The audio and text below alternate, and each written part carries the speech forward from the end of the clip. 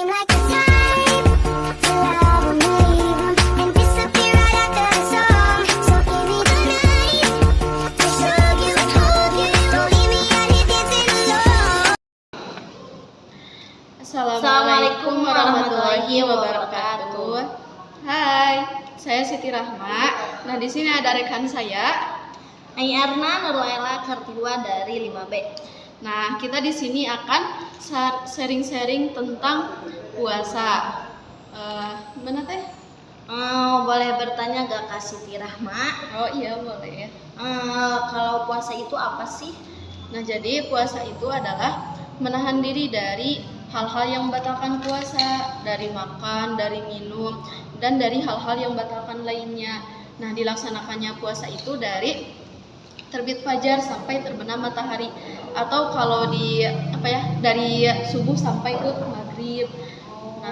Nah, niat puasa itu juga cuman dua. Niat puasa itu yang pertama ada rukun puasa maksudnya ya. Yang pertama itu ada niat. Nah, niat itu adalah tekad kita ya. Jadi kita harus melakukan sesuatu itu harus dengan niat. Nah, biasanya kan kalau puasa tidak memakai niat itu puasanya tidak sah ya. Nah, biasanya kalau saya tuh niatnya itu sesudah tarawih langsung niat puasa. Soalnya kalau tidak langsung takut lupa gitu. Nah, yang kedua adalah menahan diri. Jadi yang pertama itu niat, yang kedua itu menahan diri. Nah, kalau siapa sih yang wajib berpuasa itu ada 5. Nah, yang pertama itu harus beragama Islam.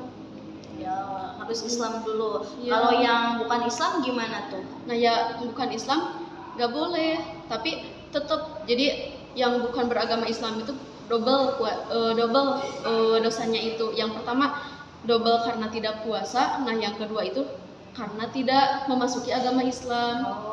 Nah, yang pertama itu Islam. Nah, yang kedua itu harus sudah balik. Nah, jadi kalau belum balik itu puasanya bukan wajib tapi sunnah kalau belum balik. Nah, yang ketiga itu harus mampu. Jadi puasanya itu harus benar-benar sudah mampu ya. Nah, yang keempat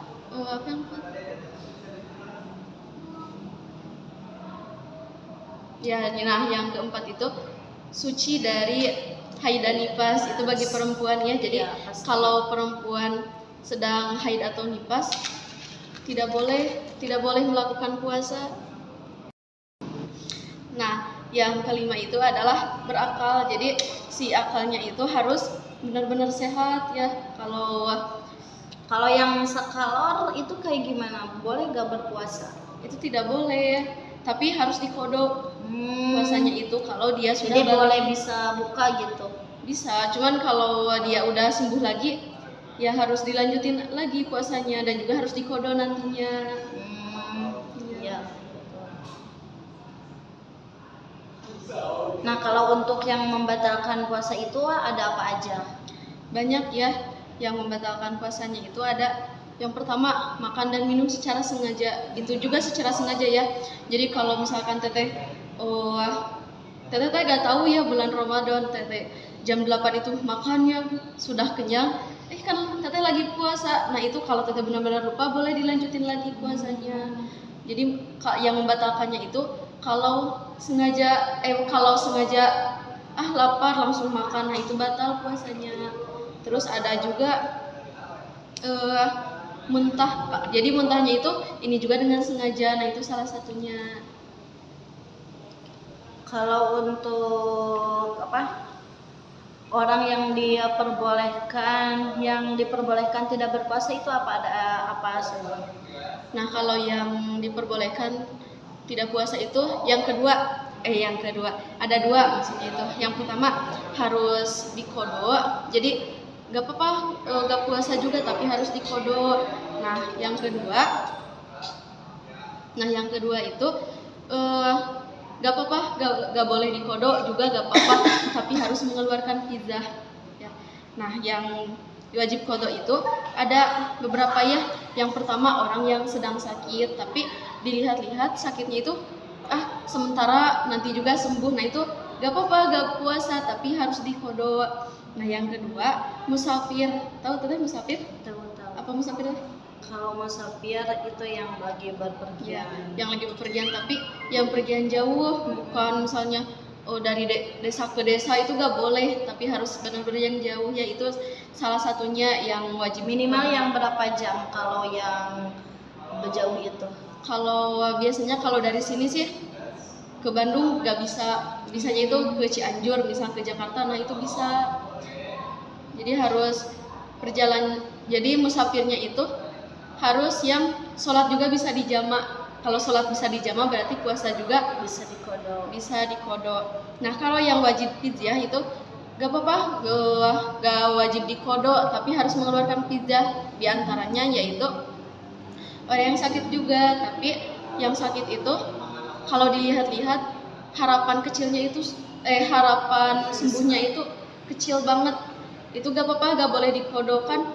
Jangankan puasa sunnah, puasa di selain bulan Ramadan, di bulan Ramadan juga kan dia tidak mampu gitu. Jadi orang yang sakit tapi sakitnya itu harapan sembuhnya itu kecil. Terus ada orang tua yang sangat lemah.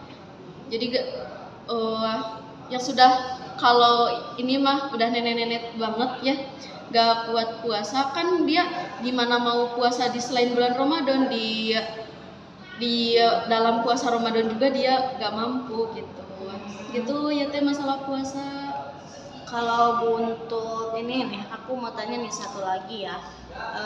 Kalau untuk orang yang stroke itu gimana? Boleh gak berpuasa untuk yang stroke?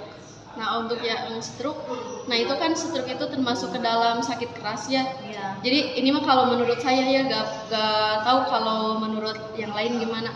Kalau menurut saya itu lebih baik dipidah aja, ya kan, Jadi jaga-jaga. selama sebulan Ramadan itu nggak berpuasa yang orang yang stroke itu. Iya, kan itu biasanya kalau orang yang stroke itu harus mendapatkan penanganan maksimal ya, perawatan maksimal. Jadi kalau takutnya kalau dia berpuasa sakitnya itu akan tambah parah gitu deh.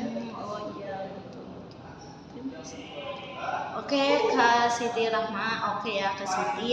Terima kasih ya untuk wawasan dan ilmunya. Semoga bermanfaat ya. Iya teh, sama-sama ya. Nah itu dia sharing kita kali ini tentang puasa. Dan Dadah. Assalamualaikum warahmatullahi Lagi ya, wabarakatuh. wabarakatuh.